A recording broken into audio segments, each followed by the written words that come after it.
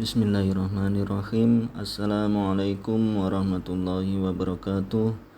Alhamdulillah. Allahumma sholli ala sayyidina Muhammad.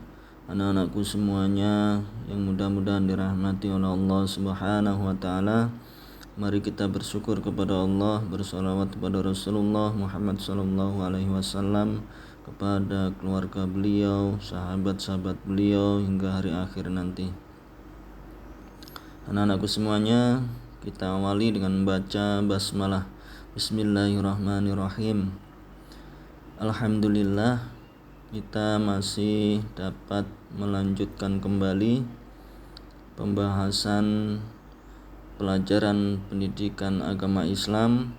Setelah kemarin kita melaksanakan evaluasi bab 2, insyaallah pada pertemuan kali ini kita akan melanjutkan pembahasan bab 3 dengan judul Asmaul Husna, Al-Muhyi, Al-Mumit, Al-Hayy, Al-Qayyum, dan Al-Ahad. Perlu Ustadz sampaikan tujuan dari pembelajaran bab 3 ini.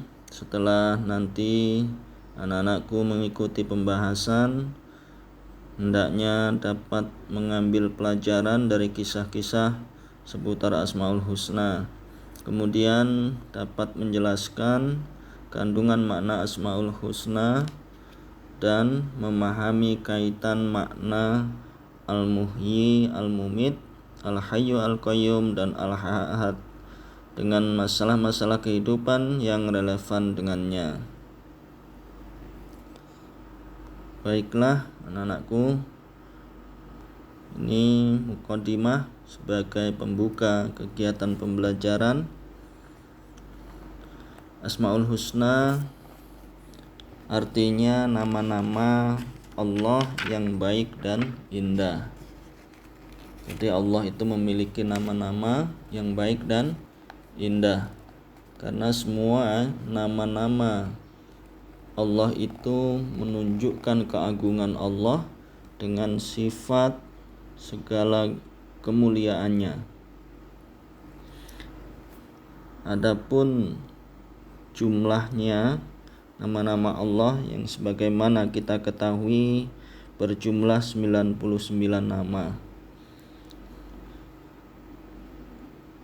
Dalam bab ini kita akan mempelajari nama-nama seperti dalam judul tadi, yaitu Al-Muhyi, Al-Mumit, Al-Hayyu, Al-Qayyum, dan Al-Ahad. Jadi ada beberapa nama Allah yang akan kita bahas pada bab ini nanti.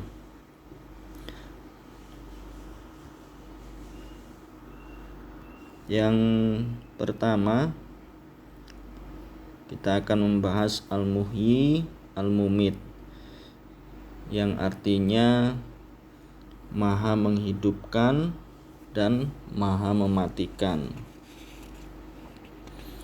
Kita bahas dulu Al-Muhyi. Al-Muhyi itu artinya yang maha menghidupkan, karena sesungguhnya Allah Subhanahu wa taala yang maha menghidupkan. Tidak ada selain Allah yang bisa menghidupkan, seperti menghidupkan manusia. Memang dulu ada Nabi Allah Subhanahu wa taala yang bisa menghidupkan manusia, seperti contohnya Nabi Isa. Itu merupakan mukjizat. Mukjizat itu merupakan suatu keajaiban yang diberikan oleh Allah Subhanahu wa taala, kemampuan yang diberikan Allah kepada para nabi dan rasulnya. Jadi itu mukjizat, yang mana bahwa mukjizat itu tidak bisa digunakan di lain waktu.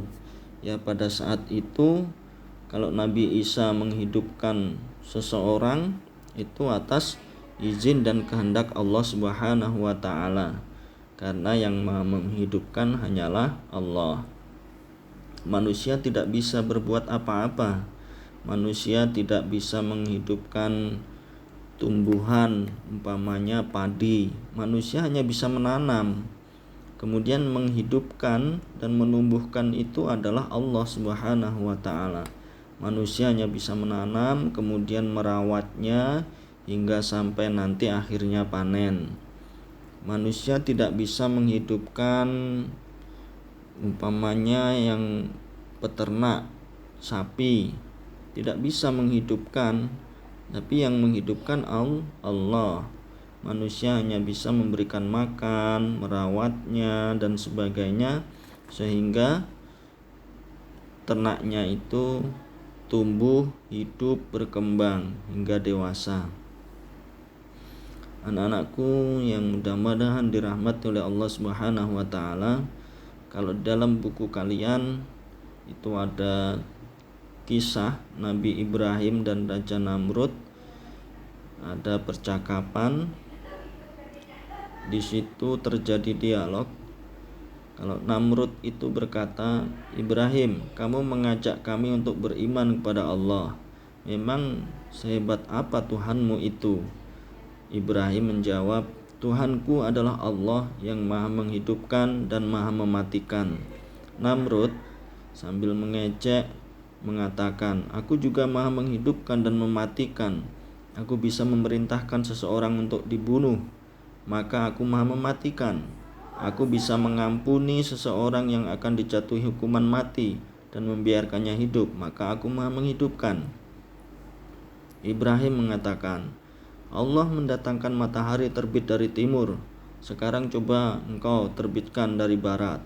Maka Namrud pun terdiam dan tidak bisa berkata apa-apa. Jadi anak-anakku, di sini dapat kita ambil pelajaran bahwa sesungguhnya memang tidak bisa manusia itu berbuat seperti Allah, karena manusia itu ciptaan Allah. Kalau seperti Raja Namrud itu mengaku bisa menghidupkan dan mematikan, seperti dia bisa membunuh, menyuruh orang lain untuk membunuh, kemudian membiarkan orang yang kena hukuman mati diampuni terus hidup. Bukan seperti itu. Jadi Namrud tidak bisa berbuat seperti Tuhannya Ibrahim, yaitu Allah Subhanahu wa taala. Oleh Nabi Ibrahim, Namrud ditantang untuk menerbitkan matahari itu yang biasa terbit dari timur dan tenggelam di barat.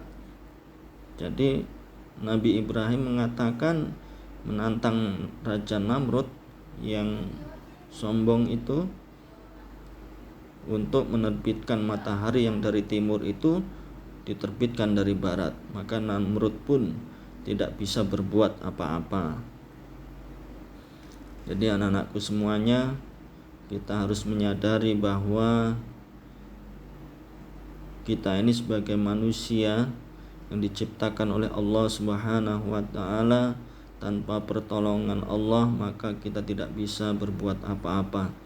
Kita bisa berbicara itu karena pertolongan Allah, bisa menulis, bisa berjalan, bisa makan, bisa minum, itu semuanya ditolong oleh Allah Subhanahu wa taala. Allah lah yang menghidupkan kita, dan nanti pasti Allah juga akan mematikan kita. Sebagaimana juga dijelaskan bahwa artinya al-mumit adalah Allah maha mematikan. Nanti tidak bisa kita lari dari kematian kalau sudah waktunya Allah mematikan kita melalui malaikatnya. Malaikat yang diperintahkan oleh Allah untuk mencabut nyawa manusia adalah malaikat maut, yang juga kita kenal dengan nama malaikat Israel, yang mencabut nyawa seseorang ketika sudah menemui ajalnya. Allah Subhanahu wa taala berfirman dalam Al-Qur'an, "Qulillahu yuhyikum tsumma yumitukum tsumma yajma'ukum ila yaumil qiyamati la raiba fihi walakinna aktsaron nasi la ya'lamun." Katakanlah, Allah lah yang menghidupkan kamu kemudian mematikan kamu. Selain itu, Dia akan mengumpulkan kamu pada hari kiamat yang tidak ada keraguan tentang kedatangannya. Quran Surah Al-Jathiyah ayat 26. Jadi kita manusia ini dihidupkan oleh Allah Subhanahu wa taala. Ketika kita berada dalam kandungan seorang ibu, dalam rahim ibu, kalau sudah usianya itu 4 bulan, maka Allah Subhanahu wa taala akan meniupkan ruh supaya bayi yang ada dalam rahim seorang ibu itu hidup, mempunyai nyawa. Ketika itu Allah yang Maha menghidupkan telah membuatnya memulai perjalanan baru sebagai makhluk hidup. Nanti ajaklah ayah dan ibu untuk berziarah ke makam leluhur kamu, umpamanya mungkin kakek, nenek atau siapa saja. Hal ini apa? Karena untuk mengingatkan manusia itu nanti akan ada batas umurnya. Kalau sudah waktunya, maka kita tidak bisa lari dari kematian. Dan waktunya kapan kematian itu hanya Allah Subhanahu wa taala yang mengetahui. Oleh karena itu kita harus mempersiapkan diri, mempersiapkan bagaimana kita ini hidup setelah kematian, dan mempersiapkan apakah nanti setelah kematian itu yang kita persiapkan sudah banyak, bekal kita sudah banyak, karena akan ada kehidupan baru setelah kehidupan dunia ini, dan itu merupakan kehidupan hari akhir yang akan kita jalani. Anak-anakku semuanya yang mudah-mudahan dirahmati oleh Allah Subhanahu wa taala, mungkin untuk pembahasan yang pertama ini sampai di sini. Insyaallah nanti akan kita lanjutkan pembahasan berikutnya yang kedua, yaitu kehidupan dan kematian hati. Yang kedua, kehidupan dan kematian hati. Ada cerita teks. Perhatikan perbedaan antara dua kelompok orang. Ketika azan berkumandang, sekelompok pemuda yang sedang mengobrol di teras rumah, mereka tetap asik bercanda, mungkin sambil bernyanyi dan bermain gitar. Selain mereka, banyak pula yang berangkat ke masjid dengan memakai kain sarung, baju koko, dan peci. Terus ada perbedaan di antara mereka. Ketika mendengar azan, mereka segera mendatangi panggilan azan yang merupakan panggilan Allah, maka dia bisa dikatakan sebagai hatinya yang hidup. Akan tetapi kalau mereka tidak segera mendatangi panggilan azan untuk sholat di masjid, maka hatinya sudah mati, tidak tergerak karena panggilan dari Allah Subhanahu wa taala untuk menyembah Allah. Oleh karena itu, anak-anakku, ada caranya untuk menghidupkan hati supaya kita ini tetap melaksanakan perintah-perintah Allah. Maka kita dianjurkan untuk berteman dengan orang-orang yang soleh, rajin beribadah. Jadi kita akan mengikuti, nanti kita juga akan ikut rajin untuk beribadah, rajin untuk melaksanakan apa yang diperintahkan oleh Allah Subhanahu wa taala. Kita akan bertambahnya ilmu agama ini karena kita berteman dengan orang-orang yang soleh, orang-orang yang punya ilmu banyak, ulama-ulama. Maka kita akan mendapatkan percikan-percikan ilmu yang akan membuat kita termotivasi untuk menjalankan perintah-perintah Allah Subhanahu wa taala. Ya anak-anakku semuanya, kita akan lanjutkan pertemuan berikutnya dengan bahasan Yang B, Al-Hayyu Al-Qayyum, Allah Maha Hidup dan Maha Mengurus. Demikianlah video presentasi pada kali ini. Kurang lebihnya mohon maaf. Kita akhiri bersama dengan baca doa kafaratul majelis. Subhanakallahumma wa bihamdika asyhadu an la ilaha illa anta astaghfiruka wa atubu ilaik. Walhamdulillahirabbil alamin. Wassalamualaikum warahmatullahi wabarakatuh.